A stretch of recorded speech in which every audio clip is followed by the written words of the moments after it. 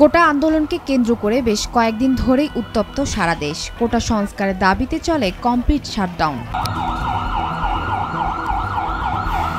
এরপরই আরও উত্তপ্ত হয়ে ওঠে রাজপথ। আইনশৃঙ্খলা বাহিনী ও শিক্ষার্থীদের মধ্যে শুরু হয় সংঘর্ষ।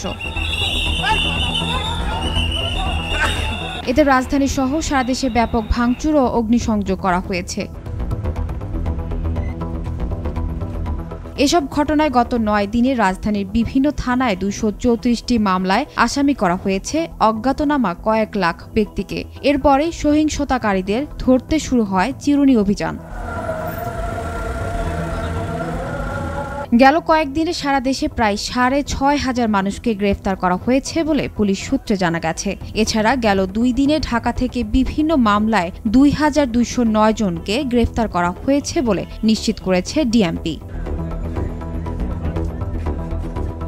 শুধু রাজধানীর কদমতলী থানার মামলাতেই আসামি করা হয়েছে 8000। কদমতলী এলাকার আন্দোলনকারীদের সাথে সংঘর্ষের ঘটনায় 19 জুলাই 2 পুলিশ সদস্য নিহত হয়। আর এই ঘটনায় অজ্ঞাত ব্যক্তিকে আসামি করে হত্যা মামলা দায়ের করা হয়েছে।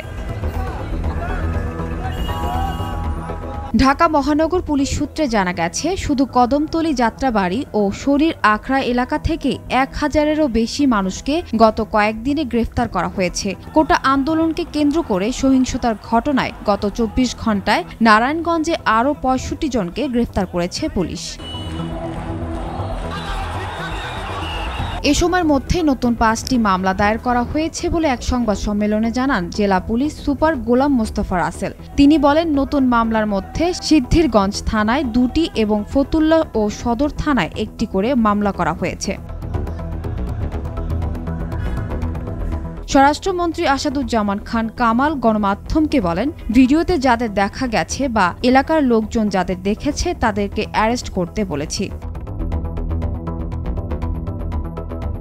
ঢাকা মেট্রোপলিটন পুলিশের কমিশনার হাবিবুর রহমান বলেন, আমাদের অভিযানে নিরাপদ মানুষ গ্রেফতার হওয়ার সুযোগ নেই। শুধুমাত্র যাদের বিরুদ্ধে সুনির্দিষ্ট অভিযোগ আছে তাদেরই গ্রেফতার করা হচ্ছে। রাজধানী থেকে শুরু করে জেলা উপজেলা পর্যায়ে এসব অভিযান পরিচালনা করা হচ্ছে। সহিংসতায় জড়িতদের গ্রেফতারে কোথাও কোথাও চলছে ব্লক রেড। শিক্ষার্থী থেকে শুরু করে বিএনপি, ছাত্রদল, যুবদল, জামায়াত, ছাত্র শিবির সহ বিভিন্ন সংগঠনের নেতাকর্মীরা গ্রেফতার হচ্ছেন। সানজানা তাবাসসুম, ভোরের কাগজ।